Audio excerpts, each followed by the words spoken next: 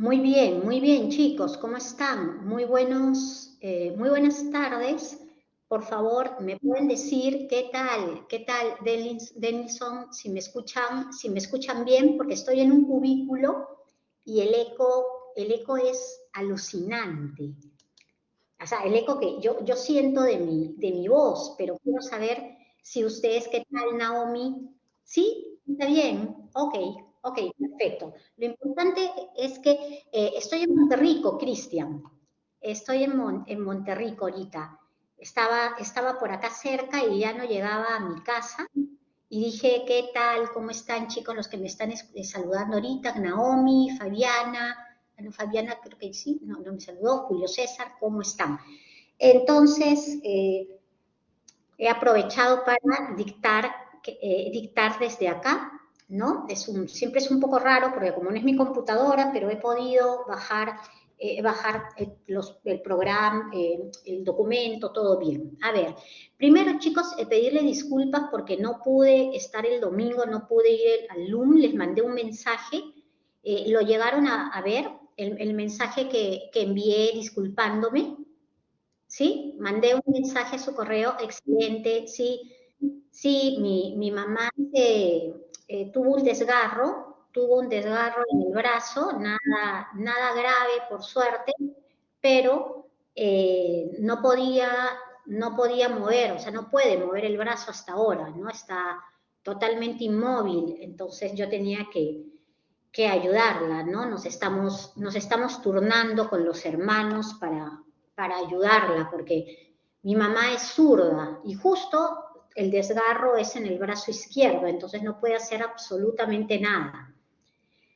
Pero bueno, justo eso fue el fin de semana, entonces había que ver todo eso, ¿no? Bueno, a ver, avisos de servicio público, como siempre, en primer lugar, la otra no, pasado mañana, yo estoy siempre pensando de semana en semana, no, pasado mañana es la evaluación continua 1B, los temas que vamos a tratar, básicamente el tema de Velasco, el tema previo, ¿no? Que hemos trabajado los antecedentes también, el tema de Velasco, yo solo he trabajado la reforma agraria, pero en la lectura que ustedes tienen las demás reformas explicadas y hoy día vamos a trabajar la década del 80. Entonces recuerden que entran todos esos temas, ¿no? Y vendrían a ser las clases, los materiales de las semanas, vendría a ser también la lectura que es obligatoria, ¿no? Entonces todo esto entra, la dinámica, exacto, todo es exactamente igual que la otra, yo les doy las instrucciones el jueves y de ahí les doy 48 horas una vez terminada la clase, ¿no? Entonces, eso exactamente igual, ¿ya? Recuerden también que yo ya les he dado el tema para el trabajo de fin de ciclo, para que lo vayan avanzando, que el tema es sobre el terrorismo. Sobre el terrorismo no va a entrar nada en la evaluación continua, ¿ya?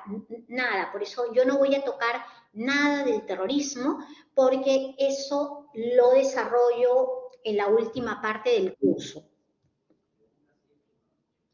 Denilson, eso está en la semana 16, ¿ya? Igualito el jueves les voy a hacer recordar, el jueves otra vez les voy a leer también las instrucciones del trabajo final. Ya se las he leído, pero otra vez lo vamos a ver el jueves, del trabajo final. Ya como les digo, para la evaluación continua no entra nada de terrorismo porque ese tema lo vamos a desarrollar la otra semana, ¿no? La otra semana desarrollamos eso y desarrollamos Fujimori, ¿sí? Y con eso terminamos el curso que, como ustedes han visto, ¿no? Ha terminado rapidísimo, ¿ya? No sé si hay alguna pregunta. ¿No está en la semana 16? Sí, sí está en la semana, a ver, déjame ver. Sí está en la semana 16, porque yo se los he pasado. A ver, un momentito, ¿ya? déjame ver exactamente en dónde. Vas a la unidad 4, y vas, bueno, no es semana, es la sesión, ¿no? Y allí dice, ya, está oculto. Ok, a ver, ya está. Ya está, Denison, estaba oculto para los estudiantes, lo habían puesto oculto. Ahí está, ya lo puedes visualizar. ¿Ya lo ves? Dime, dice trabajo final. ¿Me puedes decir, Denison, si ya lo ves? Sí, excelente, estaba, no me había dado cuenta y estaba con el ojito de que no se veía. Muy bien, chicos, no sé si hay alguna pregunta como para empezar nuestra clase. Hoy día, como les dije, vamos a tocar la crisis económica de los 80. Yo lo voy a hacer un poquito diferente de lo que es el PPT, ¿no? Porque en el PPT ustedes van a fijarse que solo sale Alan García, ¿ya? Pero yo lo voy a hacer un poquito diferente porque yo voy a agregar Belaunde como un antecedente. Entonces, me parece importante que entendamos primero Belaunde, ¿no? Para poder entender por qué ganó Alan García, si no, no se explicaría por sí solo. Entonces, haciendo como un recuento, ¿no? En la segunda etapa del gobierno revolucionario de las Fuerzas Armadas, en la segunda etapa entra a gobernar Francisco Morales Bermúdez. Y Francisco Morales Bermúdez da un golpe de Estado al gobierno de Velasco, un golpe de Estado de 1975, él empieza a gobernar. Durante su gobierno, algunas de las reformas que dio Velasco se van a mantener, se van a continuar, por ejemplo, la reforma agraria, pero otras reformas van a empezar a desactivarse, ¿no? Por ejemplo, la reforma educativa. Ahora, Morales Bermúdez, ojo, estamos hablando en la década de los 70 todavía, estamos hablando del gobierno militar. Morales Bermúdez va a tener serios problemas para enfrentar la crisis económica, que ya pues era una crisis económica grande, que se estaba arrastrando, y durante su gobierno los conflictos sociales producto de esta crisis económica van a aumentar. Es una época en que van a ver, bueno, ustedes ya lo están viendo ahora, ¿no? Huelgas, los llamados paros generales, donde el país prácticamente paraba. Esas eran épocas diferentes, ¿no? Ahora se dice paro general y prácticamente la gente ya no tiene miedo al paro general. Bueno, el Perú también ha crecido muchísimo y es muy difícil hacer un paro general. Pero en la década de los 70 todavía, cuando los gremios, cuando los sindicatos decían el paro general, el Perú se paralizaba.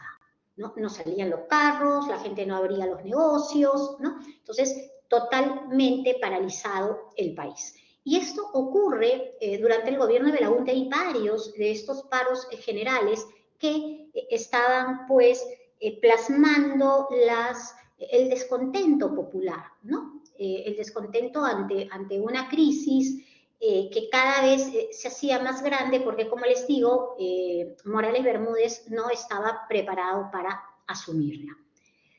Esto significa que aproximadamente hacia 1977 los militares se dan cuenta que ya no pueden mantener la situación más tiempo, ¿no? Es imposible hacerle frente a la crisis, no hay solución, el pueblo está descontento y empieza la búsqueda para ver cómo se retorna a la democracia.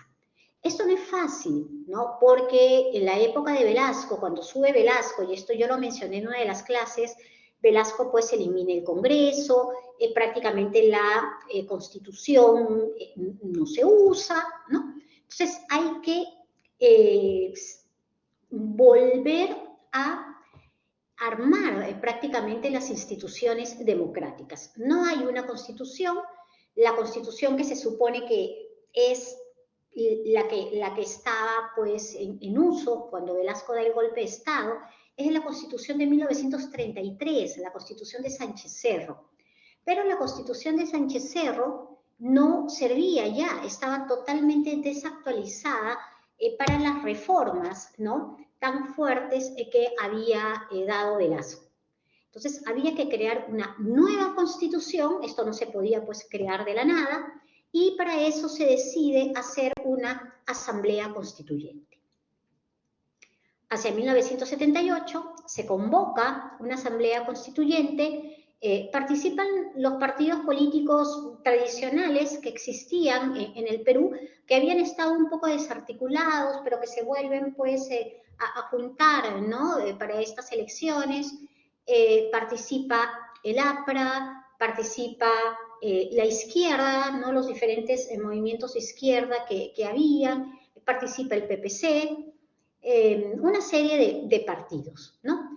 De repente algo notorio es que el partido que no participa es justamente el partido de Belaúnde. Acción Popular no participa en esa asamblea constituyente, ¿no? Bueno, se da la asamblea constituyente, se da la votación, el partido que obtiene mayor cantidad de votos para la asamblea constituyente es el APRA, y el candidato con mayor cantidad de votos es, por fin, Haya de la Torre. Entonces, Haya de la Torre se convierte en el presidente de la Asamblea Nacional Constituyente. Pero ojo, Asamblea Nacional Constituyente, no presidente del Perú, ¿ya? Haya de la Torre nunca fue presidente del Perú. Y Haya de la Torre, pues, ya en esa época, estamos hablando del 78, Haya de la Torre ya estaba muy enfermo, estaba muy viejito, pero se aboca en cuerpo y alma a esta constitución que va a salir en 1979. ¿No? Sale la constitución ya hacia los últimos meses, ¿no? Antes que salga la constitución, Haya de la Torre ya prácticamente no puede continuar, lo tienen que internar en la clínica, y lo que dicen, ¿no?, es que al momento de firmar la constitución se lo llevan a la clínica y él muere al poco tiempo. Pero 1979 sale esta constitución que permite convocar a elecciones en 1980, ¿no? Una constitución en la que por primera vez se tratan a fondo los derechos humanos, ¿no? Es una constitución muy social, es una constitución donde se reconoce el rol empresarial del Estado, se reconoce la posibilidad que el Estado pues tenga una intervención en la economía. Es también una constitución, ¿no?, que tiene un rol muy democratizador, ¿ya? Es una constitución muy bien hecha, ¿no? Se logró pues el consenso de una serie de partidos políticos de izquierda, de derecha, de centro, y es, vamos a decir, la gran herencia, ¿no?, de Haya de la Torre para el Perú. Esa constitución también tuvo algo importantísimo, de repente, no sé, en mi caso, ¿no?, ustedes saben que yo siempre estoy muy preocupada por la cuestión de los derechos humanos, ¿no? De repente para mí lo más importante de esa constitución es que se da por primera vez el voto universal en el Perú, ¿no? Recién en 1979, miren ustedes, todo lo que un grupo de peruanos importante tuvo que esperar, ¿no? Recordemos que desde 1895, debido a la ley que era Piérola, un grupo de peruanos no votaba. ¿Recuerdan ustedes quiénes eran los que no votaban en el Perú? Con esta ley de reforma electoral de Piérola de 1895, ¿qué grupo no votaba? Muy bien, Brian, Naomi, los analfabetos, ¿no? Muy bien, Cristian. Los analfabetos no votaban, ¿no? Entonces, por primera vez, después de casi, ¿no? Un poco menos de 100 años, que todos los peruanos votan, todos los peruanos son considerados como ciudadanos completos, ¿no? Más allá de si son o no son alfabetos, analfabetos, hombres, mujeres, discapacitados, no. Todos los peruanos en edad de votar, por supuesto, ¿no? Mayores de edad, van a votar, ¿no? Bueno, las condiciones son peruano, mayor de edad y que no estés en prisión, ¿no? Porque la prisión pues te quitaba, ¿no? Estar en la cárcel te quitaba tu derecho al voto. Muy bien. Entonces, exacto, ¿no? Tenías que estar en libertad. Y ojo que también en esta época, por si acaso, los integrantes de las Fuerzas Armadas no votaban, ¿ya? Esto de que votan los militares es algo, vamos a decir, relativamente reciente. Es algo que me parece la ley la da o se da en el gobierno de Ollantumala. Antes los militares no votaban, tenían un régimen totalmente diferente, ¿ya? Pero bueno, entonces se da la votación, ¿no? Y para la votación, para congresista, para el presidente, en esta época el Congreso era un Congreso bicameral, entonces se votaba por el senador, se votaba por diputado, se hacen las elecciones pues el mismo día, ¿no? Para Congreso, para el presidente, se presentan los partidos de siempre y esta vez gana Acción Popular, ¿no? Que como les dije, Acción Popular no se había presentado a la Asamblea Constituyente, ¿no? Pero sí se presentó a las elecciones presidenciales.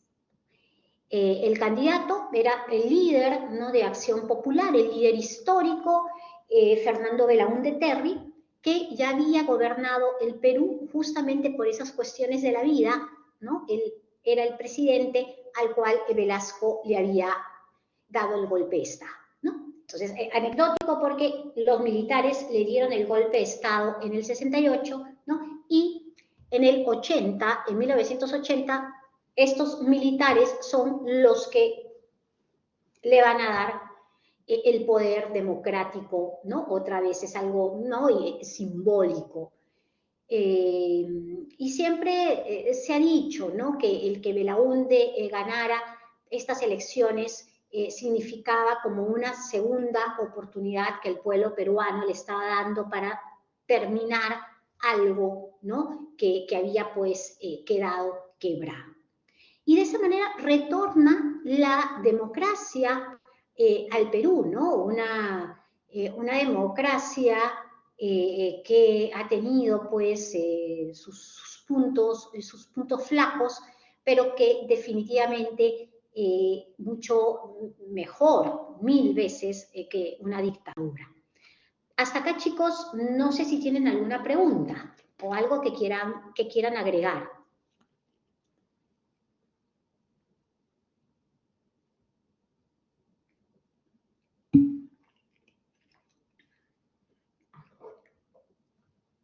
¿Todo bien? ¿Todo claro? Excelente, muy bien. Y en un ratito vamos a explicar, porque de repente esto de acá, que dice programa ortodoxo, ¿no? Les ha llamado la atención, ¿ya? En un ratito lo voy a explicar.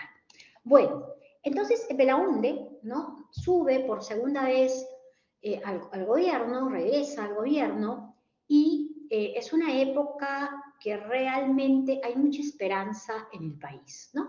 Hay mucha esperanza, hay mucho optimismo, después de haber estado 12 años en la dictadura militar, que regrese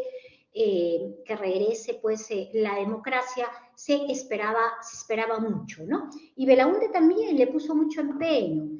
Belaúnde pues promete, ¿no? Un gobierno de apertura, un gobierno pues que va a respetar los derechos, donde va a haber libertad de expresión, y para demostrar que va a cumplir esto que dice, una de las primeras acciones, ¿no?, que va a poner, que va a realizar, es devolver los medios de comunicación a aquellos empresarios, ¿no?, que habían sido afectados durante el gobierno de Velasco.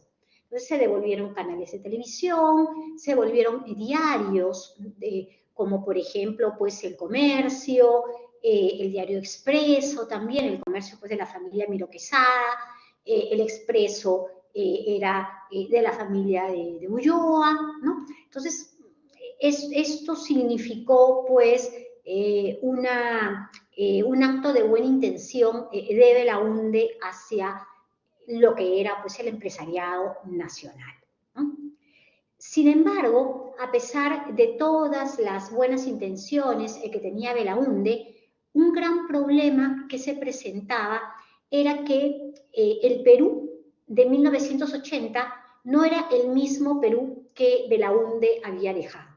Recordemos que Belaúnde pues había sido mandado al exilio, ¿no? Antes esto era común, ¿no? Las deportaciones, los exilios eran algo normal, ¿no? Ahora está prohibido, no se puede deportar, no se puede exiliar, es parte de los derechos humanos, ¿no? Pero en esta época todavía era algo que se manejaba políticamente.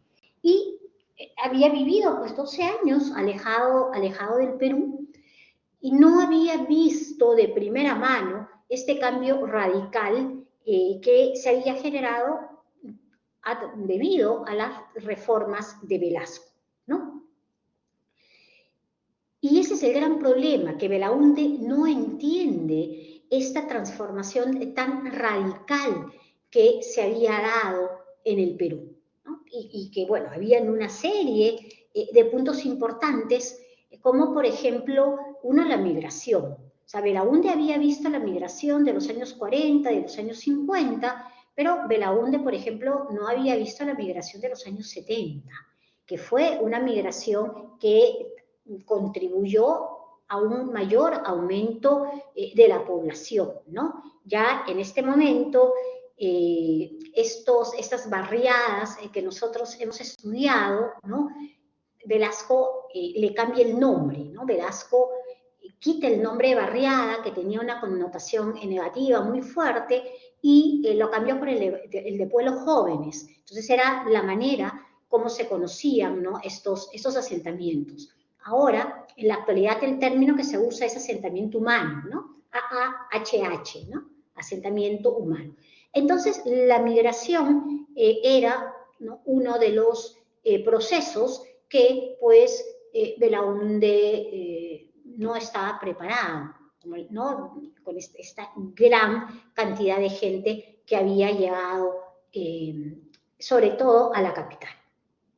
El segundo, ¿no?, el segundo cambio era justamente un cambio originado desde las migraciones, y es el aumento de la informalidad, ¿no? La informalidad ya había empezado a darse fuerte en los 40, en los 50, sobre todo en los 50, ¿no?, con las migraciones masivas, pero en la década del 70 es mucho mayor. Y en la década del 70, sobre todo, hay una informalidad que se va a sentar en el centro de Lima, ¿no? Básicamente, los migrantes van a tomar lo que son casonas viejas y van a tomar las calles también del centro de Lima, ¿no? Debido a los problemas, a las crisis durante el gobierno militar, también era muy común pues que todas las huelgas, los paros, ¿no?, todo fuera en el centro de Lima. Entonces, prácticamente pues la informalidad, como dice acá, se convirtió en una estrategia de sobrevivencia, se convirtió en una estrategia para poder superar la crisis económica y el abandono del Estado, ¿no? Este trabajo informal. Mayormente comercio ambulatorio, ¿no? Comercio ambulatorio que, por supuesto, no es que empiece en este momento, pero en este momento es ya una realidad muy crítica. Y a eso, a las migraciones, a la informalidad, tenemos que agregarle dos fenómenos que en verdad son nuevos, o son prácticamente nuevos. El narcotráfico, que aumenta en la década del 70 a raíz también del aumento de la demanda. No sé si ustedes habrán escuchado, pero la década del 60, la década del 70, fue una época en que, sobre todo en Estados Unidos, pero también en otras partes del mundo, aumentó el consumo de las drogas, ¿no? Sobre todo lúdicas, ¿no? Para divertimento, ¿no? Las drogas recreacionales. Y esto llevó a que hubiera pues un aumento en la demanda de la pasta básica de cocaína, ¿no? Pasta básica de cocaína para poder hacer, ¿no? La coca. Y allí pues el Perú fue uno de los principales países, entonces el narcotráfico desde ese momento empezó a crecer y empezó a crecer tan indiscriminadamente que pues al día de hoy es un problema que ninguno de los gobiernos, ¿no?, se ha atrevido a enfrentar de una manera seria. ¿No? Y aquí sí les soy sincera, ¿no?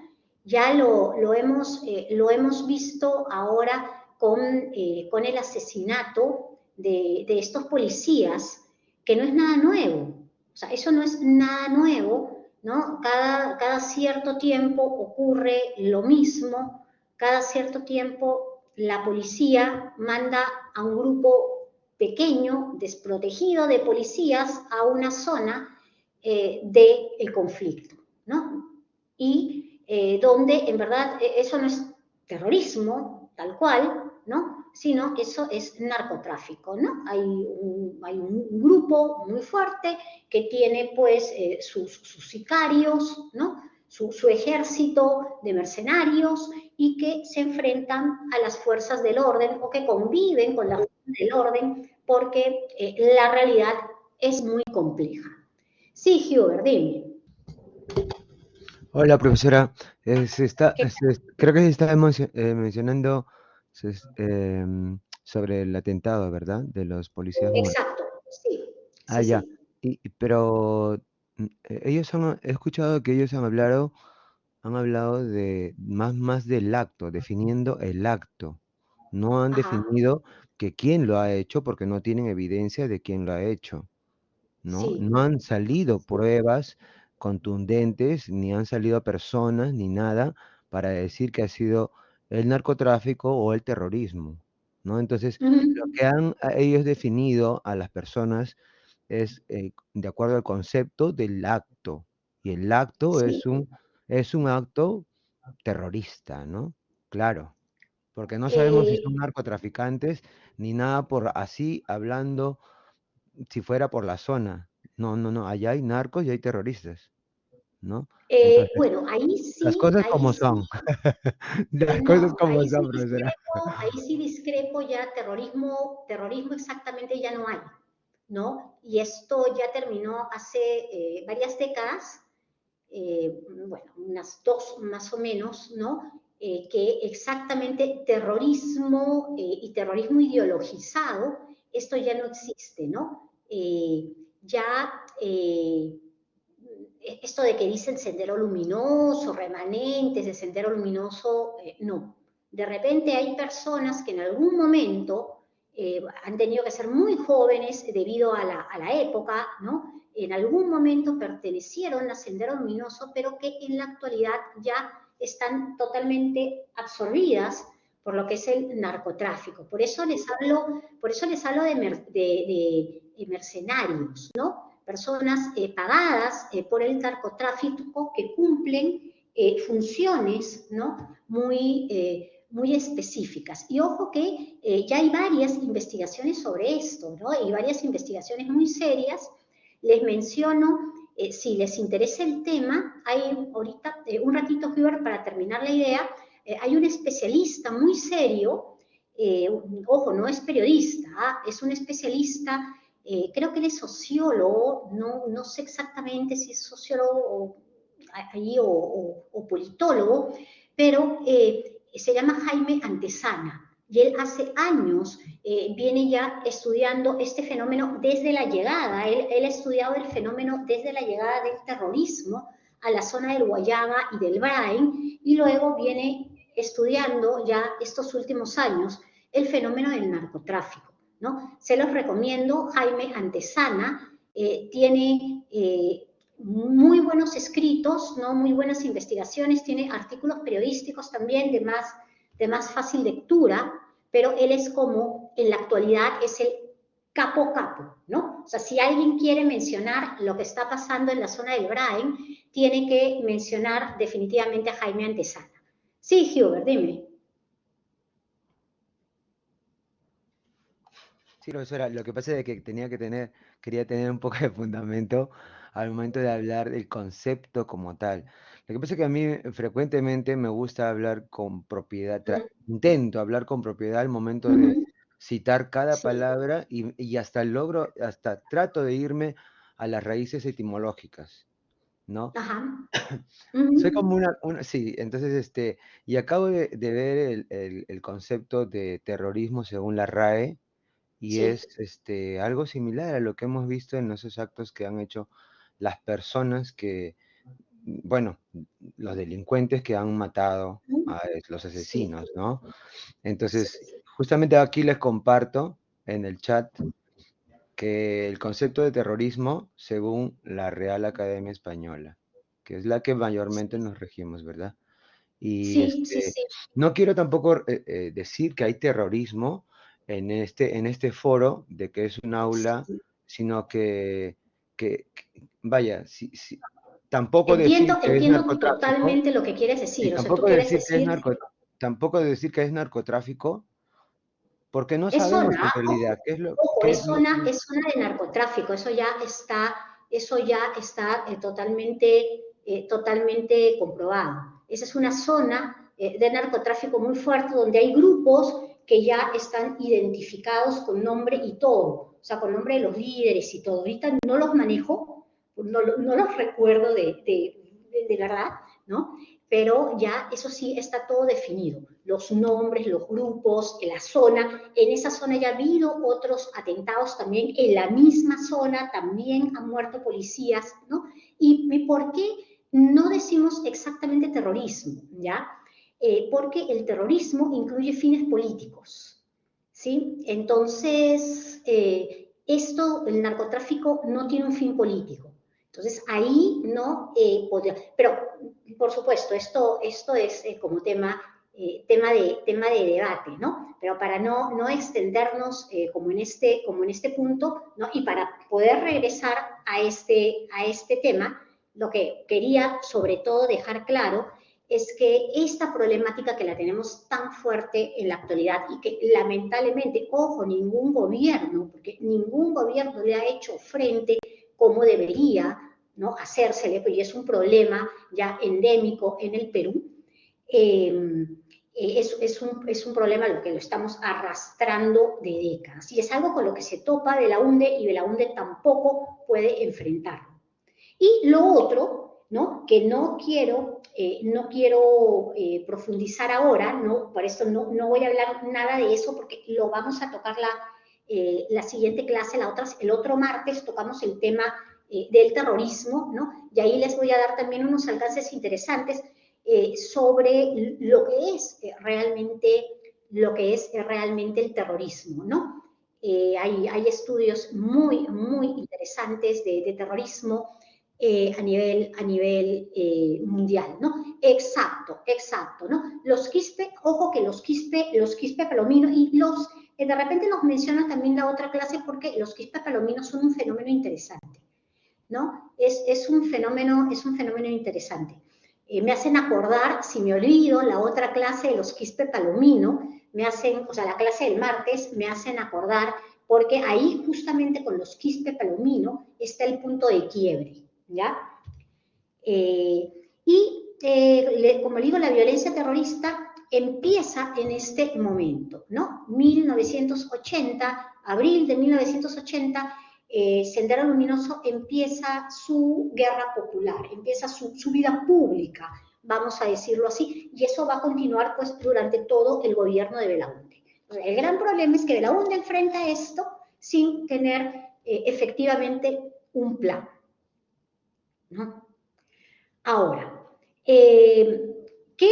¿cuál es la herencia también que tiene Belaúnde, específicamente del gobierno militar, más allá de la crisis social, ¿no?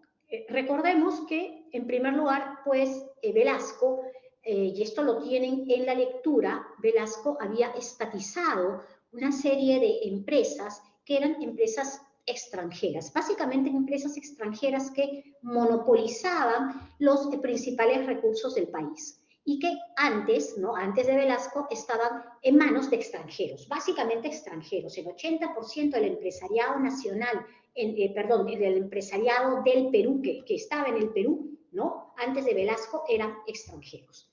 Y estas empresas se estatizan y el gobierno de Velasco y también el gobierno que sigue, pues, y que sigue con la tradición de Morales Bermúdez, es un gobierno fuertemente intervencionista en la economía.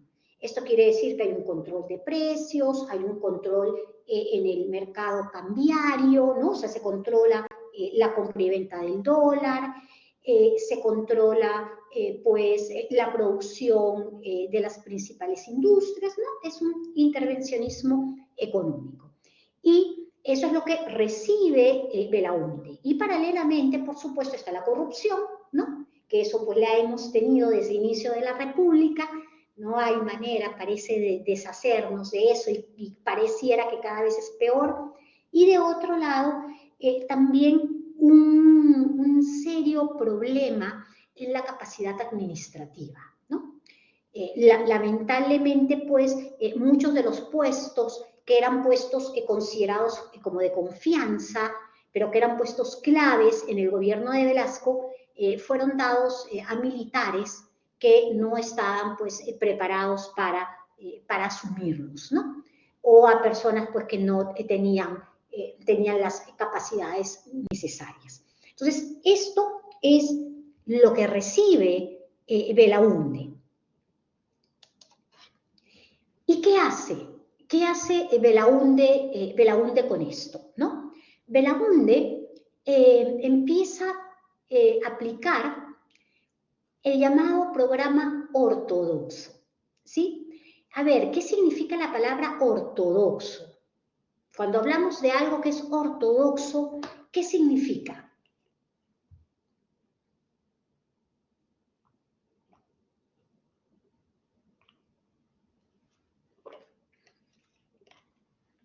¿No? No hay, por ahí no.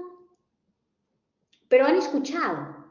A ver, díganme, ¿han escuchado la palabra ortodoxo? ¿Sí? Ahí está. Que cumple una norma. Sí, sí, sí. Sí. Sí, es que cumple exacto, que sigue al pie de la letra los principios de una doctrina, de una norma, exacto, exacto. Muy bien, chicos, sí. Ortodoxo es aquello que sigue una doctrina al pie de la letra, ¿no? Entonces, lo ortodoxo pues se puede dar en diferentes niveles, en diferentes circunstancias, ¿no? Por ejemplo, uno puede en la religión, ¿no? Un católico ortodoxo es un católico, pues, que sigue los mandamientos, sigue pues, se bautiza, hace la primera comunión, la confirmación, va a misa, no sé, ya hace tiempo que la confesión, ¿no? Entonces sigue al pie de la letra la doctrina católica. Un judío ortodoxo también, ¿no? Un judío que sigue los ritos de su religión, no come determinadas cosas, guarda el sábado como día no laborable, en fin. Pero también se puede ser ortodoxo, por ejemplo, siguiendo un modelo económico, ¿no? Entonces, en este caso se refiere al modelo económico. Entonces, ¿cuál era el modelo económico en este momento? ¿No?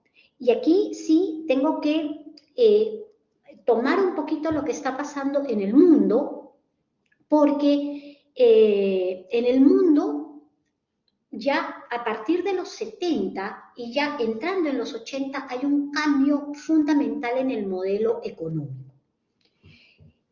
A raíz de lo que es, en primer lugar, la caída de la bolsa de valores de Wall Street en 1929 y luego, terminada la Segunda Guerra Mundial, estamos hablando luego del 45, el mundo empieza a dejar de lado el modelo económico liberal, que había sido desde fines del siglo XVIII el modelo económico más importante, ¿no? Con este no intervencionismo de Estado, esta ley de la oferta y la demanda, como decía Adam Smith en La riqueza de las naciones, esta mano invisible que mueve la economía, y había sido reemplazado por otro modelo, el modelo llamado de estado de bienestar. Un modelo, ¿no? Que era un modelo capitalista, pero con intervencionismo de Estado. Intervencionismo de Estado en ciertos sectores como salud, educación, sistema de pensiones, y este modelo, como les digo, fue aplicado en Estados Unidos por el presidente Roosevelt, ¿no? Para contrarrestar la crisis, la Gran Depresión que había dejado pues el crack del 29, y luego fue aplicado en lo que es Europa, la Europa de la posguerra, para sacarla de la crisis económica en que había quedado, ¿no? Entonces, este estado de bienestar es como que está en práctica en Europa y en una serie de países durante prácticamente 30 años. La década, estamos hablando del 45 al 55, al 65, al 75, se conoce como los 30 gloriosos, y gracias a la aplicación de este modelo, que es el famoso modelo de Keynes, ¿no? Un economista, estos países logran pues consolidarse como potencias mundiales otra vez, ¿no? Estados Unidos y un grupo de países europeos. Sin embargo, hacia la década del 70 el modelo ya está agotado. Es un modelo que necesita mucha inversión del Estado, es un modelo que necesita países ricos, ¿no? Para continuar con el modelo, y también pues ya habían otro tipo de problemas, de coyunturas, era la Guerra Fría, había gasto excesivo del Estado también. Y el modelo, como les digo, empieza a echar agua en los 70, este modelo de estado de bienestar.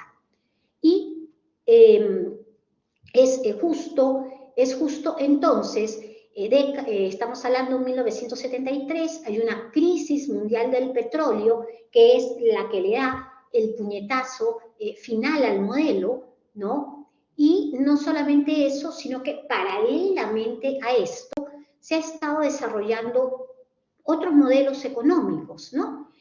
Uno de los modelos económicos que se había estado desarrollando paralelamente, pero que todavía no había sido puesto en práctica por ningún gobierno, era el modelo neoliberal.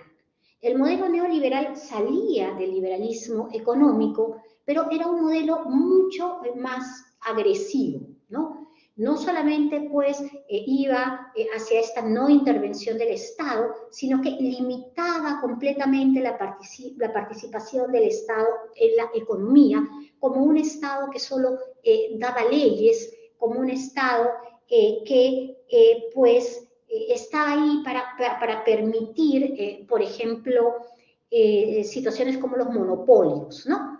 Y este neoliberalismo empezó a hacerse muy popular en los 70. ¿No? Había una escuela económica en la Universidad de Chicago que tenía como profesores, ¿no? A los principales economistas que sostenían este modelo, ¿no? Como Friedman, por ejemplo, ¿no? Bueno, la cuestión era que estos neoliberales estaban buscando la oportunidad para que algún gobierno aplicara este modelo neoliberal. Y la oportunidad se dio cuando Pinochet en Chile da el golpe de Estado. Entonces, Pinochet da el golpe de Estado, ahora ya lo sabemos, con ayuda de Estados Unidos, y gracias a esta relación tan cercana con Estados Unidos, Pinochet se rodea de un grupo de economistas chilenos muy jovencitos que habían estudiado en la Universidad de Chicago con Friedman y que eran conocidos como los Chicago Boys. ¿Ya? Ellos van a armar un modelo económico para Chile, que se conoce como el ladrillo, y de esa manera Chile se convierte en un país donde por primera vez y de manera experimental se va a aplicar un modelo de economía neoliberal, ¿no? Al parecer, todo fue bien con el modelo, ¿no? Al menos a corto plazo el modelo funciona muy bien, el problema del modelo es a largo plazo, pero a corto plazo funciona muy bien, y eso sirvió para que en 1979 y 1980 hubieran pues dos cambios importantes. Primero, sube Margaret Thatcher para ser primera ministra de Inglaterra, y en Estados Unidos Ronald Reagan, ¿no? Como presidente de Estados Unidos. Y ellos lo que hacen, fuertemente influenciados por este neoliberalismo, cambian el modelo, de un modelo de estado de bienestar a un modelo neoliberal, ¿no? Con todas las implicancias que traía el modelo. Privatizar la economía, limitar la participación del Estado, incentivar los monopolios, ¿no? Una serie de características. Entonces, miren, esto se está dando en justamente este tránsito del 70, de la década del 70 al 80, que justo es el momento en que entra Belaunde. Entonces, Belaunde se rodea de una serie de profesionales, ¿no? Muy técnicos, economistas muy técnicos, que han estudiado, algunos de ellos en Estados Unidos, no necesariamente pues son parte de los Chicago Boys, pero que están influenciados por este modelo neoliberal y que intentan poner eso en práctica en Perú, ¿no? Tenemos, por ejemplo, a Manuel Ulloa, que en esa época es el ministro de Hacienda era el Ministerio de Economía, PPK, lo ven acá, PPK jovencito, miren ustedes la foto, ¿no?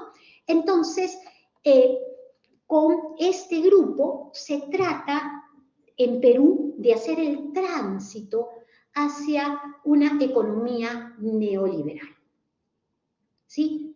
¿Por qué se le denominaba programa ortodoxo? Porque la idea era la siguiente: si tú quieres que el modelo sirva, tienes que cumplir los requisitos del modelo al pie de la letra. Entonces hay una lista, ¿no? Vamos a decirlo así, de cosas que tienes que hacer, y si tú pues cumples todo, el modelo va a funcionar. Si tú no cumples, no la sigues al pie de la letra, entonces el modelo no funciona. Por eso es ortodoxo, tienes que seguir esta doctrina económica al pie de la letra. ¿Sí? Ahorita les voy a decir algunas características, pero hasta acá, chicos, ¿cómo estamos? ¿Está claro?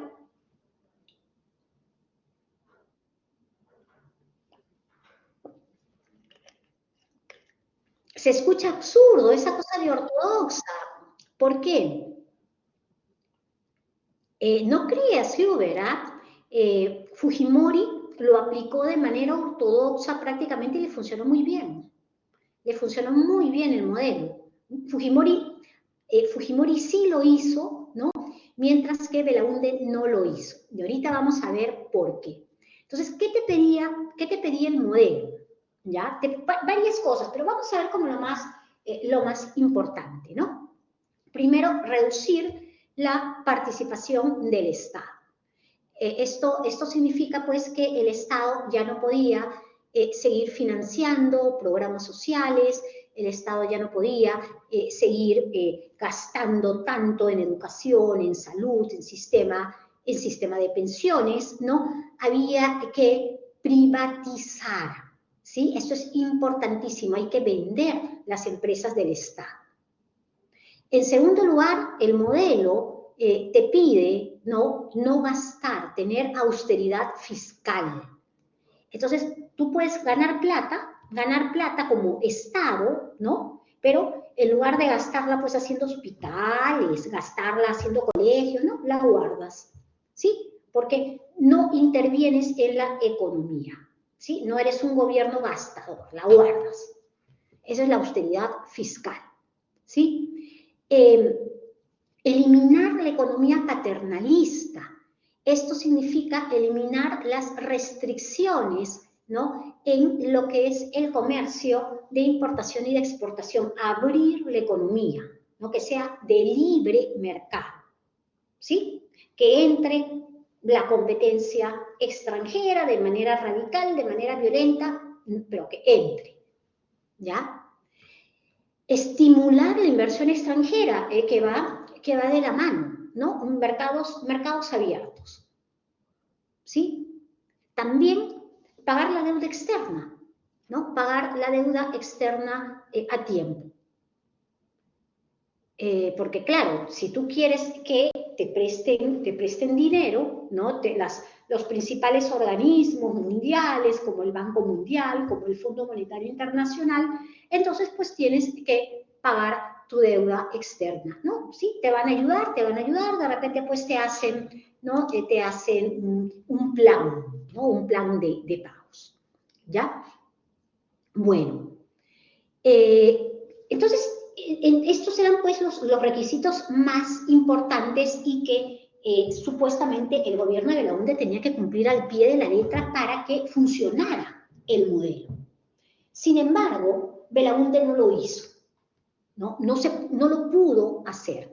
¿Tuvo la intención de privatizar? Sí tuvo la intención de privatizar. Y hemos dicho que empezó a devolver los diarios, empezó a devolver los canales de televisión, pero cuando hubo que empezar a privatizar las grandes empresas del Estado, ¿no? Estamos hablando pues del petróleo, del agua, de la luz, de la telefonía. Belaúnde no se atrevió, ¿no?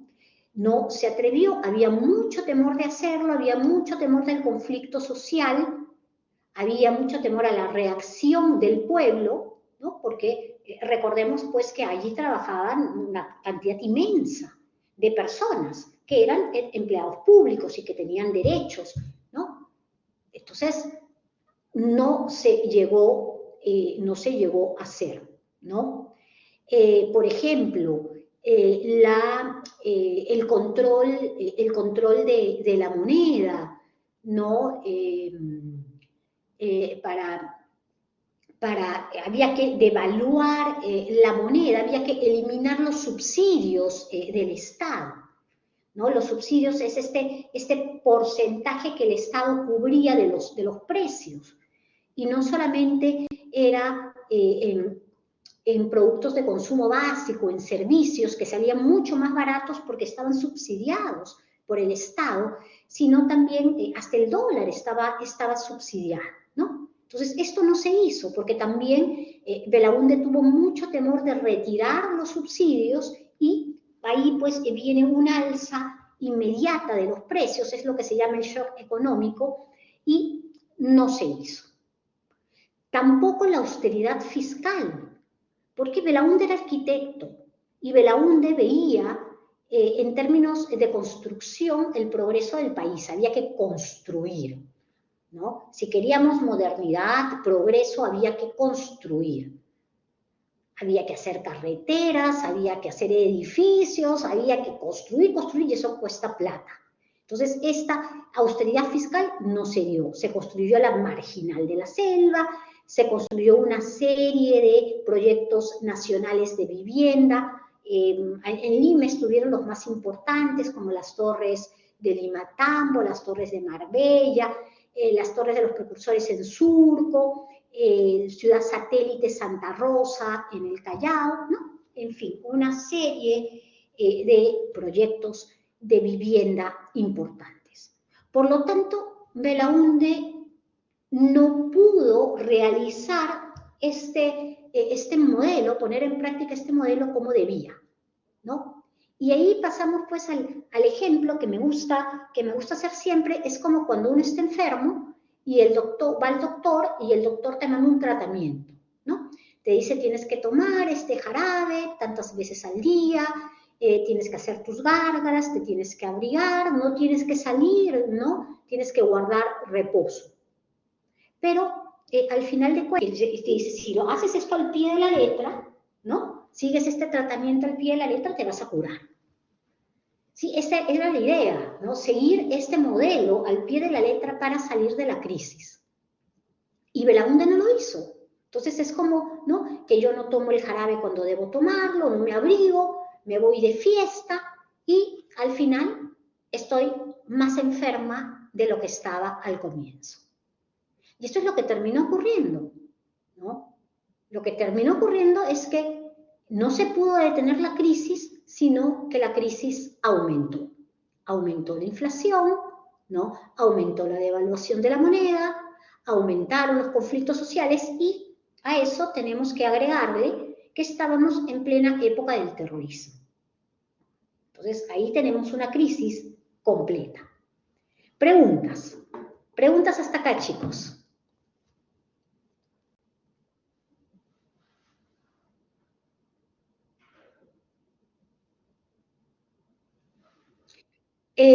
Sí, Brian. Un ratito, Hubert, voy a responderle a Brian y te doy la palabra. Hubiese funcionado si se seguía al pie de la letra, pese a tener diferente contexto, ¿dónde se aplicó? Me dices de Chile. Sí, porque mira, Fujimori sí lo aplicó de forma prácticamente ortodoxa, ¿no? Y funcionó. El Perú salió de la hiperinflación, que era mucho peor en la época de Fujimori, ¿no? Se logró sacar al país de la crisis. Por supuesto, ¿no? También hay que tener en cuenta las situaciones particulares, ¿no? Eso también el modelo te lo permite, ¿no? Pero lo que yo les he dicho es como lo que tienes que hacer como de todas maneras, ¿no? Sí, Hubert, dime. Profesora, tal vez Belaunde no siendo arquitecto, y no sé, yo tengo una idea tengo amigos arquitectos y ellos son muy estrictos, ¿no? Son como los ingenieros civiles y se podría decir, casi ortodoxos al momento de actuar, al momento de graficar, al momento de decir algo o a hacer algo. Y él en su filosofía arquitecta, ¿no habrá pensado que hacer este plan ortodoxo de la economía en el contexto de aquel tiempo, con los senderistas, con las privatizaciones, iba a ser demasiado riesgoso? Sí, justamente eso era parte de, ¿no? El temor que tenía Belaunde a la presión social. Siempre a Belaunde, y eso fue en su primer gobierno y en el segundo también, a Belaunde nunca se le ha tachado de corrupto, ¿no? Estaba rodeado, ojo, tenía un círculo corrupto, pero él, ¿no? Su problema no era la corrupción, su problema era ser demasiado permisivo, demasiado blando en muchos aspectos, ¿no? Entonces, él, por ejemplo, a diferencia de Fujimori en su momento, él no tomó decisiones más drásticas, ¿no? A Fujimori pues le importaron los pobres, le importaron los trabajadores, le importó todo, ¿no? Si había que hacer tal cosa, se hacía. pero en ese sentido, sí, Belaúnde estaba mucho más preocupado por el contexto social, ¿no? Y al final, pues, fue lo que le trajo problemas, ¿no? Sí, sí, dime, Hubert. Sí, profesora, no me refería de que el contexto de aquel tiempo a Belaúnde no lo permitía, pero a Fujimori sí lo permitió, porque pues atacó, eliminó el terrorismo, entre comillas, ¿no? Porque todavía hay unas huestes por ahí, ¿no? Sí, la camarada Vilma, los Quispe Palomino, entonces, Ya, entonces, no, no, no hay que mm, subestimar tampoco, no hay que subestimar. de nombre, No, pero bueno, yo no, eh, yo no subestimaría tanto, no sino vamos que a entrar, no vamos a entrar al tema del terrorismo ahora, no lo quiero tocar porque tenemos una clase de eso, ¿no? Y no quiero extenderme, no porque los esté huyendo, ¿ah? Sino porque no quiero extenderme, porque es un tema que realmente a mí me fascina, ¿no? Esa época, entonces ahí hay para hablar bastante. Pero la cuestión es que Fujimori no tuvo reparos. Recuerden que Fujimori tenía a su lado a Vladimiro Montesinos. Y Vladimiro Montesinos, o sea, era mano dura, extrema derecha, no le importaba absolutamente nada, ¿no? Entonces además, Belaúnde siempre fue democrático, Belaúnde era incapaz de dar una medida autoritaria, todo lo contrario de Fujimori. Entonces ahí también entra bastante la personalidad, ¿no? El gobierno de Belaúnde habría podido tener mil problemas, pero fue un gobierno totalmente democrático, ¿no? Pero ya sabemos, pues, en el caso de Fujimori esto no fue así, ¿no? ¿Qué tan bueno fue para mí el gobierno de Belaúnde, Mario? Fue terrible, el gobierno de Belaúnde fue terrible. Fue, lamentablemente fue un gobierno muy malo, ¿no? Muy malo, pero, pero varias decisiones, ¿no? Que él tomó lamentablemente estaban también pues influenciadas por el terrorismo, ¿no? No toda esa situación que se dio, ¿no?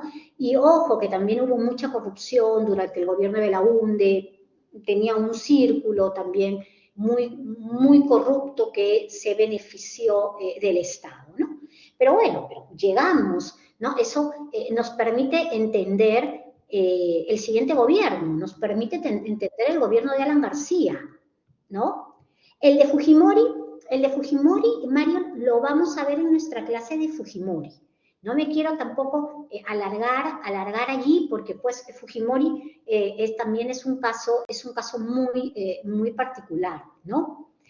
Y bueno, ya hay muchos estudios ahora sobre Fujimori, ¿no? Hay mucho para hablar de él. Pero sí quiero, ¿no? Reforzar justamente a Alan García.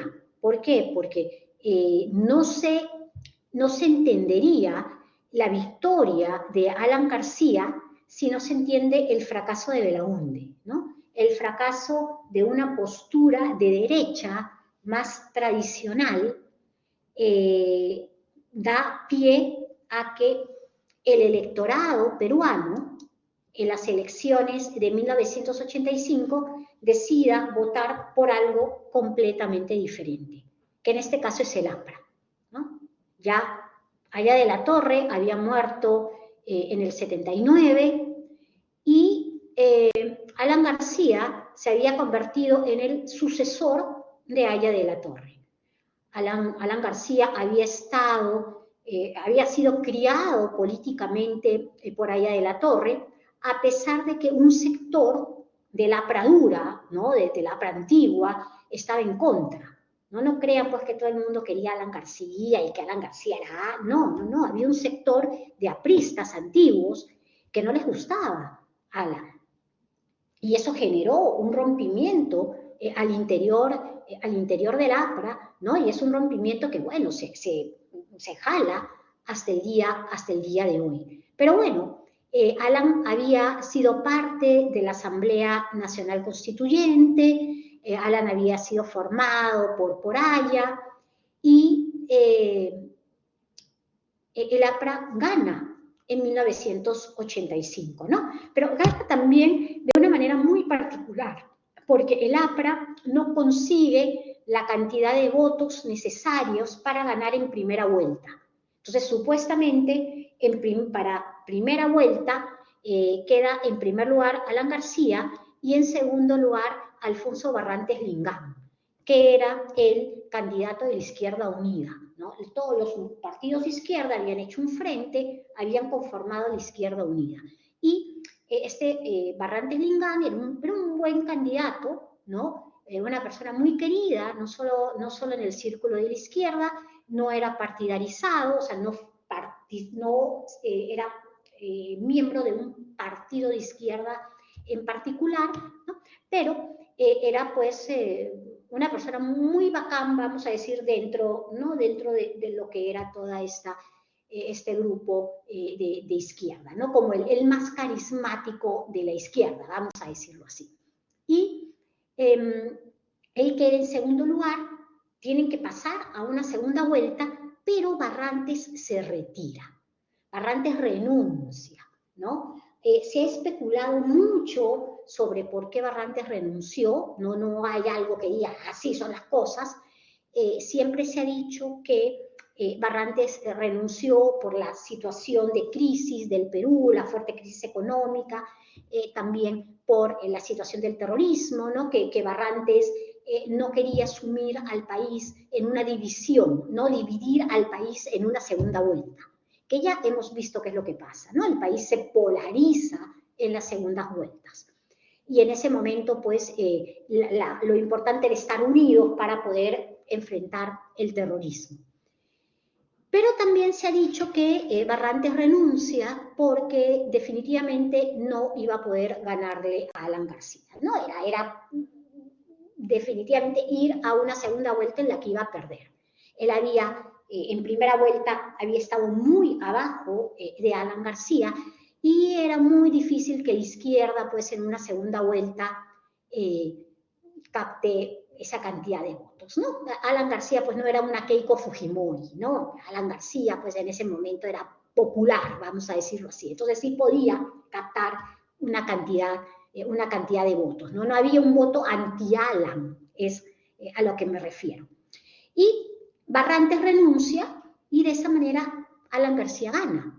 Se convierte en el presidente más joven del Perú, justo él había postulado con edad límite de 35 años, cumple 36, ¿no? Al momento ya había cumplido 36 al momento que asume, y es también recordar que es la primera vez que el APRA, ¿no? Llega a la presidencia. Esto es importante, ¿no? Es importante. Sí, por supuesto, Fabiana, ¿no? Fabiana me pregunta sobre su talento de orador, ¿no? Definitivamente no podemos entender a Alan García sin este talento de orador, y que justamente tengo ahí un videito para ustedes, ¿ya? A ver, un ratito, vamos a salir de acá. Y un videito chiquitito para los que nunca han escuchado a Alan García. Vamos a escucharlo rapidito. Un ratito, permítanme que apague mi...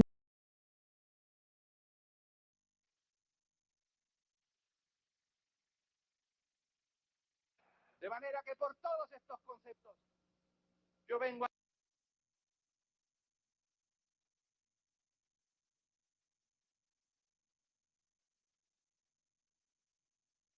De manera que por todos estos conceptos yo vengo ante ustedes, pero vengo sin rencor. ¿Qué importa lo que hayan podido decir de Alan García? ¿Qué importa lo que me hayan hecho sufrir a mí y a mi familia? ¿Qué importa si lo que a mí me importa es lo que ha sufrido el 1.000.000 de desempleados, lo que han sufrido todos los que trabajan 10, 14 y 15 horas, lo que han sufrido los que ganan la mitad del salario, lo que han sufrido los campesinos que no tienen crédito?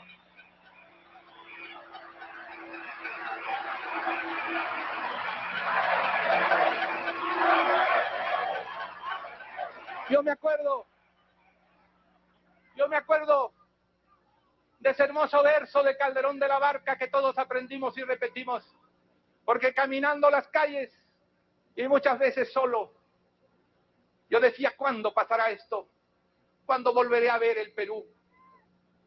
Y me comprometía a estar después de muerto junto a ustedes, en espíritu, a tener la fuerza de traer mi espíritu hasta aquí para acompañarlos. Y yo repetí ese hermoso verso de Calderón de la Barca, que dice que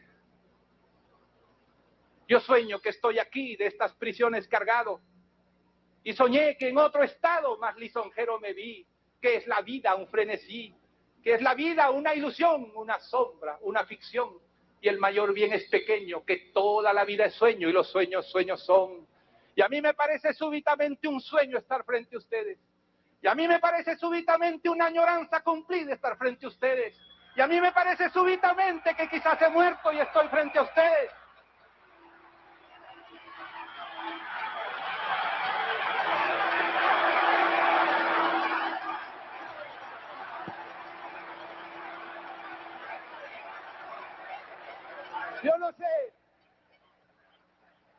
Yo no sé y no quiero despertar ni odios, ni rencores, ni gritos, ni vejámenes. Perdono a todos los que me gritan, perdono a todos los que me injuriaron, perdono a todos los que me dejaron, los perdono en nombre del Perú. No sé a dónde me conduzca la vida, no sé si me lleve a la muerte, pero aquí estoy entregando todo lo que soy otra vez al servicio de la patria.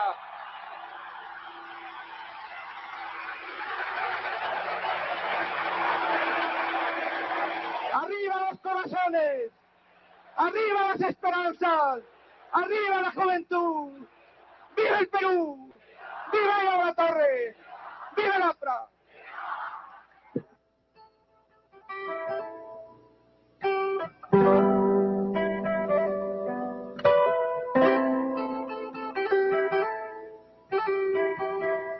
Porque nuestra gente es alegre y en su cantar pone fe en el Perú, dedico esta canción que es una oración a la patria.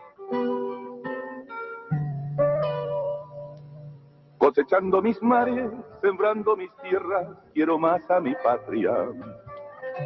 La nación que luchando rompió las cadenas de la esclavitud.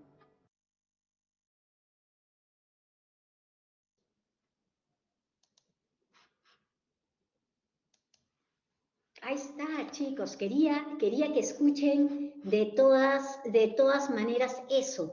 El vendepiedras. También le decían, ¿sabe cómo?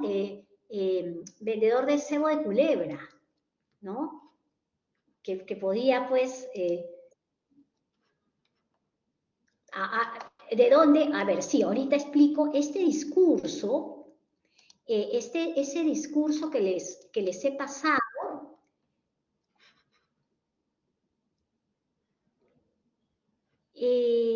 del 85, debe haber, este de aquí, el que les he pasado, es del segundo gobierno, ¿no? Por eso él está hablando de que cuando estaba en Francia y caminaba solito, ¿no? Por las calles, ¿no? Claro, pues después de que había huido, ¿no? Y estaba viviendo ahí de sus rentas, ¿no? Pero y se supone que ya nos había dejado en la hiperinflación, en la corrupción, en la, ¿no? Que ponga qué cosa, del 85. Es que debe haber, pero no, a ver, no ubico uno que sea tan bueno como ese. Discurso, Alan García.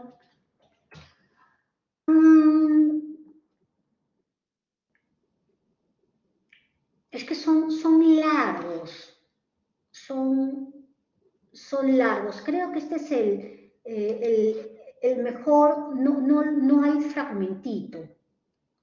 No hay fragmentito de discurso del 85. Si no lo pondría. Están como los discursos completos. y no sé en qué, como justamente en qué parte, ¿no? Ponerle ya tampoco, imagínense escucharse todo el chancacón de Alan García ya, ¿no? Porque tiene sus partes, por supuesto, ¿no? Y bueno, entonces ya ustedes lo han escuchado, ¿no? Entonces es el discurso de la campaña para el segundo gobierno, ¿no? Esto es el 2006 y ganó, ¿no? Ya sabemos que ganó porque pues, gobernó 2 veces y uno se pregunta, pero ¿cómo? Si dejó pues al país en hiperinflación, ¿no? Con el terrorismo extremo, ¿no? ¿Cómo? En parte pues fue por esos discursos, ¿no? Entonces, ¿qué sentimientos? A ver, díganme por acá por el chat, ¿qué sentimientos les han generado ese discurso? ¿Ah? A ver, si tuviera que escoger una palabra, falsa esperanza. Ajá, tú, Hubert, que una palabra nomás, Hubert. ¿Qué sentimiento? Una palabra es muy, muy poquito. Demagogia. Demagogia, ¿no? Muy bien. No, perfecta, está perfecta esa palabra, ¿no? Populismo, ¿no? Demagogia, populismo. Acá me dice Diego, falsa esperanza, ¿no?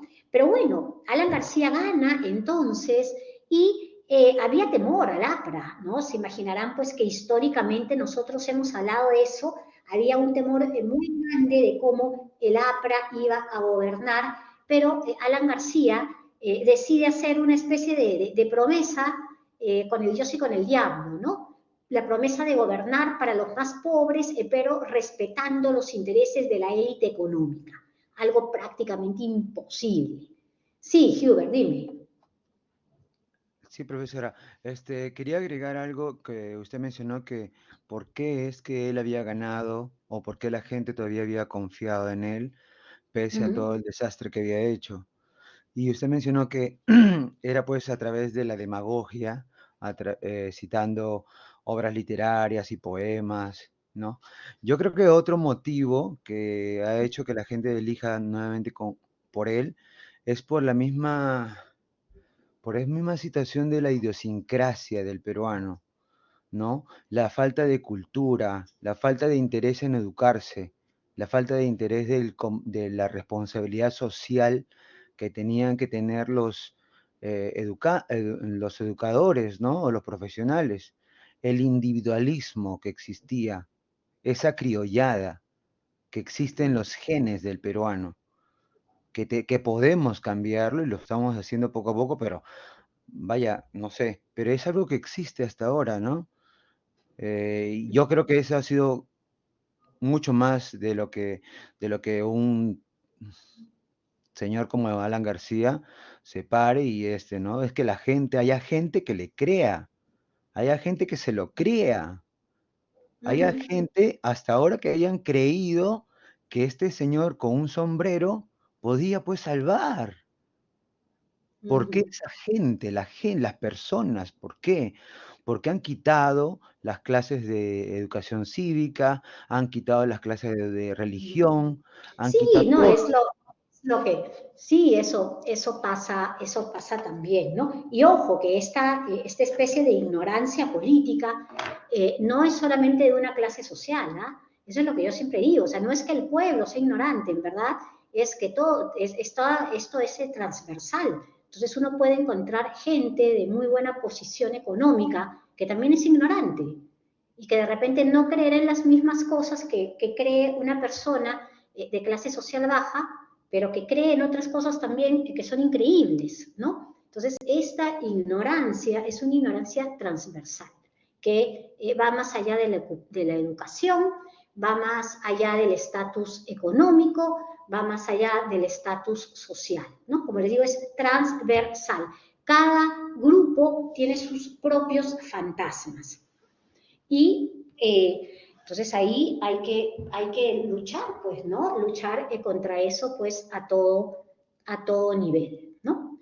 Y bueno, pero Alan García, pues, ganó, ¿no? Como les digo, prometió gobernar para los más pobres sin atentar contra los intereses de la élite económica. Muy difícil, ¿no? Muy difícil. Él inmediatamente entra a gobernar, empezó a dar una serie de políticas que podían llamarse dentro de un socialismo, pero un socialismo desfasado, un socialismo ya pasado de moda, que no era pues el socialismo que se estaba practicando en Europa, de un socialismo moderno, ¿no? Que es, por ejemplo, el que se estaba en ese momento practicando en los países nórdicos, por ejemplo, ¿no? Sino que un socialismo que terminó convirtiéndose en un populismo, en dar medidas que no tuvieran una base realmente, pues, una base factible, ¿no? Que fueran a largo plazo, pues, medidas que sirvieran, sino que eran medidas populistas a corto plazo para ganar el apoyo de la población. Entonces, lo primero que hizo Alan García, la primera medida fue prácticamente ponerse en contra de los organismos económicos internacionales, ¿no? Él va hay una conferencia de la ONU, él se presenta y ante todo el mundo, él dice que el Perú no va a pagar la deuda externa, que solo va a pagar pues el 10% de lo que equivale al Producto Bruto Interno, que es lo único que puede pagar el Perú. Claro, esto era una locura. En un momento que estábamos en crisis, que necesitábamos los préstamos del extranjero, dar esta medida, ¿no? Lo que significó, pues, es que estos organismos como el FMI, ¿no? El Fondo Monetario Internacional, el BM, que es el Banco Mundial, simplemente nos cerraran las puertas. No más préstamos para el Perú, no más inversiones en el Perú. El Perú prácticamente se convirtió en un paria, ¿no? Alguien, ¿no? A quien nadie quería. También otra medida de Alan García fue que, a contrario de Belaúnde, porque Belaúnde lo quiso, pero no lo pudo hacer, Alan García sí mantuvo el estatismo. No solo mantuvo el estatismo, sino que acrecentó lo que es el aparato estatal, el aparato burocrático. ¿Por qué? ¿No? Porque había allí una especie de deuda, de compromiso con los partidarios apristas, ¿no? El Estado se llenó de apristas. Si ahora ustedes piensan que, ¿cómo se llama? Castillo puso a su familia, a sus amigos, eso no es nada. Por eso las personas que recordamos cómo era la época aprista, nos matamos de risa. Porque si alguien quiere hablar pues de nepotismo, de lobismo, de todo esto, esta es la época, ¿no? Todo el Estado se llenó de compañeros apristas. No había un solo lugar en el Estado donde no hubiera un aprista colocado por su carnet. Tanto es así que las colas en la Casa del Pueblo, que queda ahí en el Paseo Colón, ¿no? La Casa del APRA, eran colas de gente que, ¿no? Que estaba esperando que le den su puestito en el Estado. Gente que no era aprista, sacó carnet aprista solamente para tener un puesto en el Estado. Otro punto importante es que se forzó la distribución de la riqueza. ¿Qué quiere decir esto? Que se dieron una serie de medidas populistas, ¿no? Para tratar de paliar superficialmente la inflación, la crisis económica. Entonces, ¿cuáles fueron estas medidas? Se aumentó el sueldo a los maestros, a los empleados públicos, se aumentó el sueldo mínimo, ¿no? Porque es diferente, una cosa, ¿no? Son los maestros, los empleados públicos, y otra cosa es el sueldo mínimo, que es para todo el Perú. Y algo importantísimo, se congelaron los precios. ¿Cómo se dio esto? ¿No? Esto se dio porque el gobierno empezó a subsidiar una serie de productos de consumo básico. Estamos hablando pues de leche, el pan, los huevos, el pollo, el pescado, ¿no? Empezaron a recibir subsidios del Estado muy fuertes para que, como estábamos en inflación, lo que el gobierno quería es que los precios se mantengan. Entonces, ¿cómo hacer para cubrir esto? Por medio de subsidios. Esto de aquí lo cubrían los subsidios. Entonces, el precio se congelaba, ¿no? Y el Estado tenía que pagar todo, ¿no? Esto de acá, este porcentaje. ¿qué ocurrió? Que los 2 primeros años se vivió una falsa prosperidad económica. Claro, parecía que todo iba regio, estabas ganando más, las cosas costaban menos, ¿no? Por lo tanto, podías comprar más. Pero esto no era verdadero. ¿Por qué? Porque en verdad no había crecido la producción, no se estaba produciendo más, no estaba entrando más al país, no se estaban pagando más impuestos, la recaudación de impuestos era terrible, ¿no? Entonces, ahí viene la pregunta. Si no se estaba generando más, si no, pues, se estaba produciendo, si no se estaban pagando más impuestos, ¿de dónde estaba sacando el gobierno para poder cubrir todo esto? ¿De dónde salía la plata? Porque esto lo hace un Estado que es rico. ¿De dónde? A ver, yo les pregunto a ustedes. ¿De dónde creen que el Estado estaba sacando ese dinero? ¿Mm? ¿Qué se estaba comiendo el Estado? No, del pueblo no necesariamente, no. Estaba sacando de algún sitio. ¿Mm? ¿Qué se está? Ya, la maquinita vino un poquito después. Tiene que ver, Brian, sí tiene que ver la maquinita, pero un poquito después. ¿Saben qué se estaba comiendo? Las reservas del Estado. Reservas, exacto, las reservas. Exacto. Todo Estado tiene que tener reservas. Si no tiene reservas, no puede emitir billetes. Los billetes tienen valor, la moneda tiene valor, porque hay una reserva que está guardada que valoriza ese dinero. Si no, pues sería un papel que no vale nada. Entonces, ¿qué es lo que hace que ese billete valga 200 soles, 100 soles, 50 soles? Porque hay una reserva.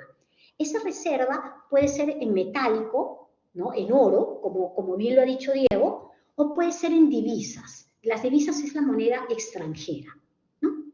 Entonces, lo que estaba haciendo el gobierno era comiéndose esa reserva. Como ya no se estaba pagando toda la deuda externa, entonces había dinero, ¿no? Pero llega un momento, y ahí viene el problema, en que ya no hay más reserva. Y no hay más reserva porque no se está generando, ¿no? Y ese es como el momento de quiebre, ¿no? El momento de quiebre cuando ya el Estado no puede seguir cubriendo esa situación, ¿no? Entonces, el programa económico de Alan García, que ha sido llamado heterodoxo para contraponerlo al programa ortodoxo de Belaunde, heterodoxo es una mezcla. Es cuando no sigues una doctrina al pie de la letra, cuando haces uso de una serie de doctrinas. Entonces, el programa heterodoxo de Alan empezó a naufragar el 87. ¿Por qué? Porque ese progreso ficticio, ese crecimiento ficticio, no se podía mantener durante mucho tiempo.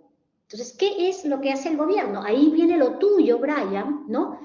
Hace lo que nunca se debe hacer, ¿no? Emitir más billetes. Pero esos billetes que se emiten, ¿no? Se emiten sin reserva, porque no había. Ahí viene la pregunta que yo les hago. Entonces, ¿esos billetes tenían valor o no tenían valor? ¿Tenían o no tenían? Nada, ¿verdad? No tenían valor, no valían nada. Entonces uno dice, ¿pero por qué? ¿Por qué lo ha hecho? ¿No? Bueno, porque ellos esperaban que el país se iba a recuperar, porque supuestamente paralelamente a esto, ¿no? Alan García estaba dando una serie de incentivos a empresarios para que esos empresarios peruanos inviertan en el Perú. les estaba dando accesos a préstamos, les estaba dando el famoso dólar MUC, que era un dólar también subsidiado, muy, muy barato, que lo compraban en el banco del Estado. Pero lamentablemente pues estos empresarios no invirtieron y se llevaron todo ese dinero al exterior. Entonces no hubo un crecimiento, ¿no? Un crecimiento de la industria, no hubo un crecimiento de la economía con el que supuestamente se iba a cubrir, esa fuga de dinero. Y esto fue lo que aceleró la inflación y que pasó a ser de una inflación grande a una hiperinflación que era incontrolable. Incontrolable, ya no se podía controlar, ¿no? Y lo que hace Alan García es otra mala decisión. Da un proyecto para expropiar los bancos, las compañías de seguros, las financieras, y de esa forma obtener un dinero que al Estado le faltaba. Claro, él pensó que lo iba a poder hacer fácilmente, pero ahí la oposición nacional, internacional, fue fuertísima, ¿no? Prácticamente se puso un recurso de amparo. Y ya este proyecto había entrado al Congreso, supuestamente el Congreso, que tenía mayoría aprista, había aprobado, pero ¿no? El tribunal hizo que se retroceda, ¿no? Que no se lleve a cabo. Hubo también en este momento la formación de un grupo de oposición que se llamó Libertad. Allí estuvo uno de los líderes, fue Vargas Llosa. Es el momento en que Vargas Llosa entra como en la política y que le hizo pues, ¿no? la oposición a este proyecto de Alan García. Y por lo tanto se dice pues, que hubo el intento de estatización de la banca y que no se llevó a cabo. Ya no se podía mantener el plan heterodoxo, se intenta cambiar, los asesores le dicen a Alan García que la única manera de poder frenar es aplicar un plan ortodoxo, ¿no? El que ya hemos visto, un plan neoliberal de shock económico radical para sacar al país de la crisis, porque eso era lo que hacía el modelo neoliberal, aplicar un shock económico, ¿no? Eran medidas muy fuertes, muy drásticas, pero que lograban sacar a los países de la crisis. Servía, ¿no? Servía, al menos a corto plazo, servía.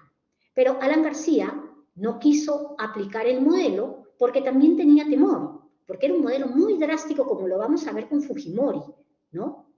Un modelo que, si bien permite el crecimiento del Estado, tiene una influencia negativa hacia los sectores más bajos. Entonces, Alan García no quería aplicar el modelo.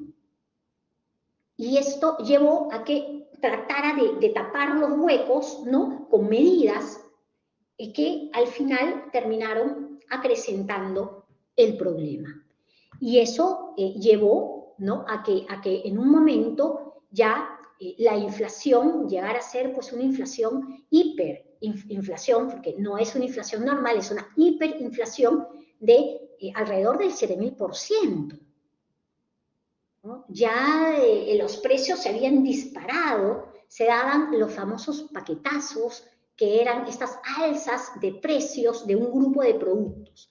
Entonces, en la noche, en esa época no había redes sociales, la gente lo que hacía para enterarse era o comprabas el periódico de la mañana o veías el noticiero en la noche, ¿no? Eran como las dos formas de enterarte de lo que pasaba en el país. Entonces, estos paquetazos se daban en los periódicos, ¿no? Se anunciaban en los periódicos, ¿no? En la noche, ¿no? Salía pues el reportero hablando, van a subir los precios de tal manera, ¿no? Y al día siguiente el periódico lo sacaba. En la noche se ha dado tal paquetazo, ha subido tales y tales precios, como podemos ver, ¿no? Como podemos ver acá. Otro problema fue el escándalo de los dólares MUC, moneda única de cambio. Alan García, como les dije, creó este dólar subsidiado para que los empresarios pudieran invertir con mayores beneficios. Era un dólar muy barato que solo lo vendía el Estado. En esa época no había libre cambio, ¿no? No es como ahora que te vas a la calle y hay un cambista o te vas a una casa de cambios. No, en esa época no existía. Los únicos que manejaban los dólares era el Estado. Y eso generó que se creara un mercado negro paralelo donde, pues, eso estaba penado, ¿no? Te agarraban haciendo eso y te mandaban a la cárcel. Pero había un mercado negro que funcionaba de cambistas de dólares.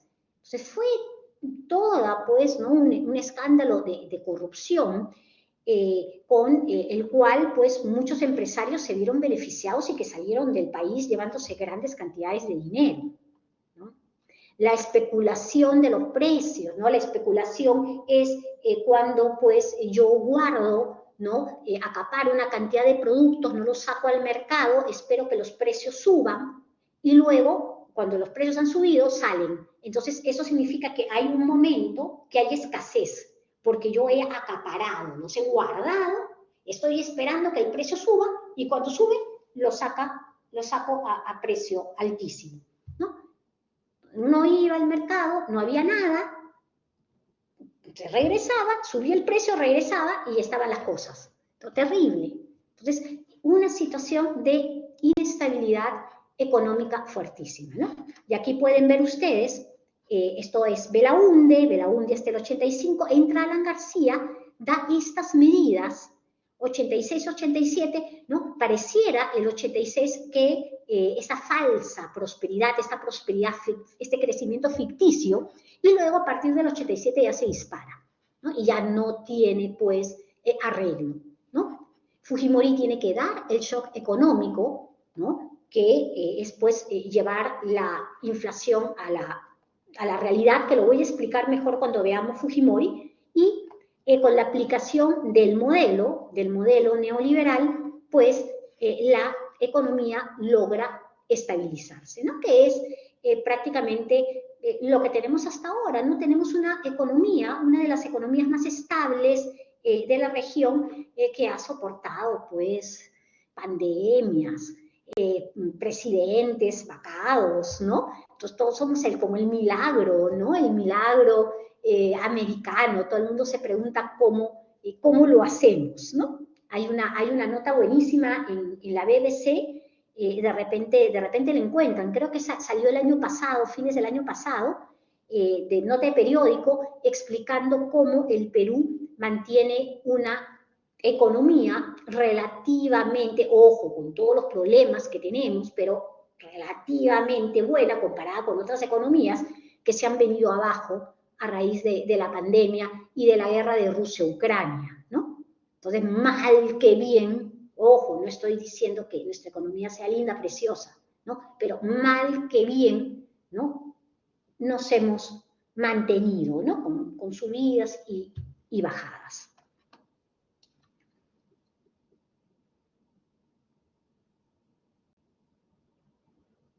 Sí, Diego, sí.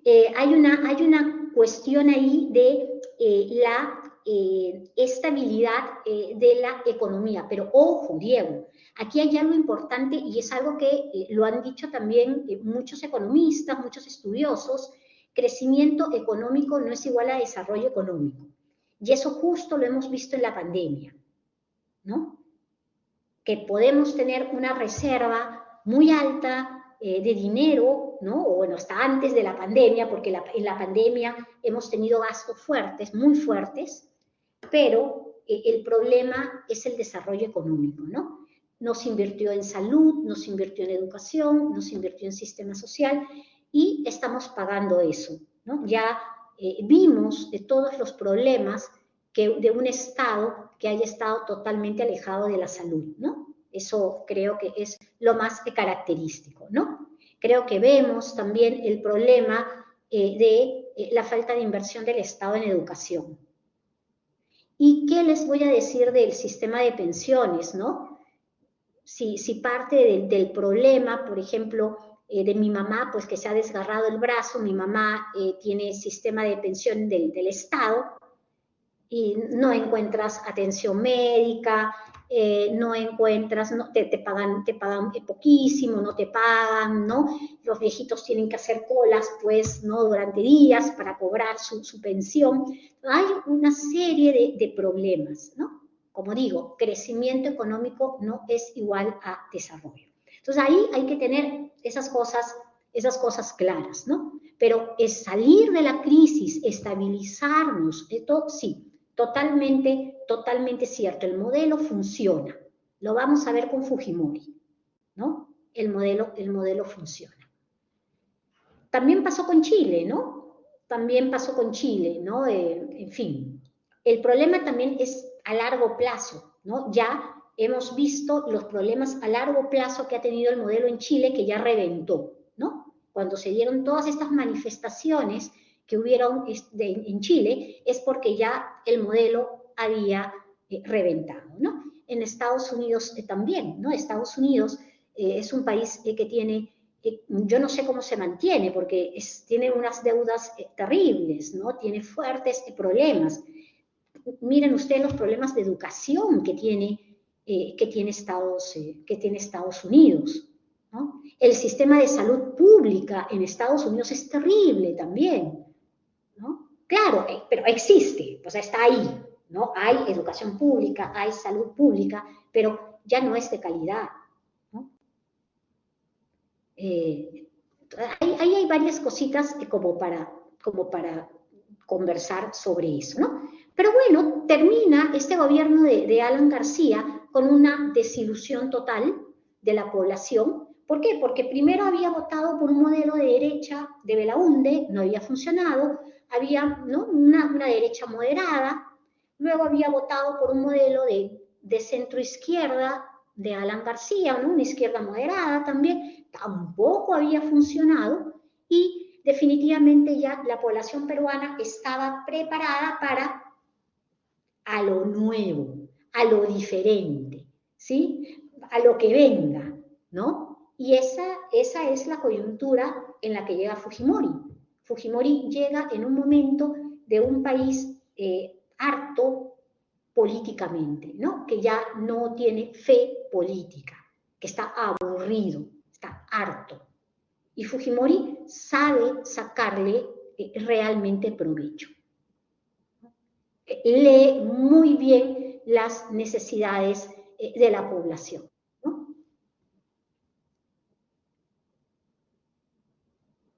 Brian, eso vamos a verlo el otro martes. Todo lo que es terrorismo el otro martes, es terrible, pues, ¿no? Se imaginarán ustedes, aparte de la crisis económica y aparte el terrorismo que está destruyendo la infraestructura, está destruyendo la propiedad privada, o sea, dejando de lado la parte de las vidas, ¿no? Porque me estás preguntando específicamente por lo económico.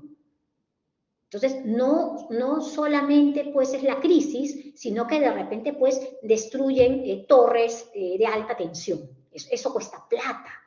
Destruyen un puente, ¿no? Den bomba en una comisaría. Entonces, todo eso también repercute en la crisis económica. Y a eso tenemos que mencionarle algo más que no lo mencioné en el gobierno de Belaunde, pero es el fenómeno del Niño de 1983, ¿no? Que eso fue durante la época de Belaunde y que terminó, pues, de llevar, ¿no?, a la crisis durante este gobierno, ¿no? Ya durante el gobierno de Alan García no hubo fenómeno del Niño, eso fue durante Belaunde. Pero ya esta parte, ¿no?, ya la dejamos para cuando que tengamos que ver Fujimori, el terrorismo también, después ya la otra semana, ¿no? La última semana. No sé, chicos, si hay alguna pregunta para cerrar esto.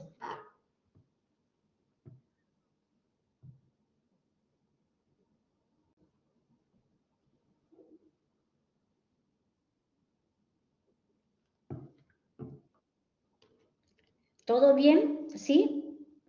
Yo sé que han tenido preguntas por ahí, Hubert, Diego, Brian, ¿no? Y Jonathan. En fin, ha habido varias preguntas también sobre la parte del terrorismo, ¿no? No crean que estoy huyendo, ¿no? Sino me extiendo demasiado y ustedes ven que las clases siempre nos quedan a las justas. Entonces, la parte del terrorismo la voy a desarrollar, pues, mejor la otra semana. Sí, Diego, dime. Profesor, una pregunta. Esto más que todo es la parte de la época de Alan García, ¿no? Más que el terrorismo. Exacto, exacto. Yo no les voy a, en la evaluación, no les voy a tomar nada del terrorismo. Va a ser totalmente económico, político, ¿no? Nada del terrorismo, ¿ya? No voy a tocar la parte del terrorismo. ¿Por qué? Porque con el terrorismo voy a evaluar la última parte del curso. Es su trabajo final, su video final es sobre el terrorismo. Entonces, por eso voy a tocar el tema del terrorismo la otra semana. ¿Sí? ¿Está claro?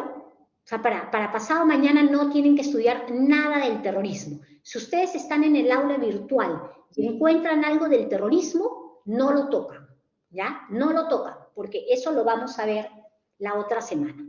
Ahí he hecho yo un pequeño cambio. ¿Sí? Bueno, entonces chicos me despido y nos estamos viendo el día jueves, por favor, lleguen temprano para darles las instrucciones y bueno, y que tengan tiempo, más tiempo también para realizar su evaluación, ¿sí? Ya nos estamos viendo, cuídense mucho y nos estamos viendo en 2 días. Hasta luego, chicos.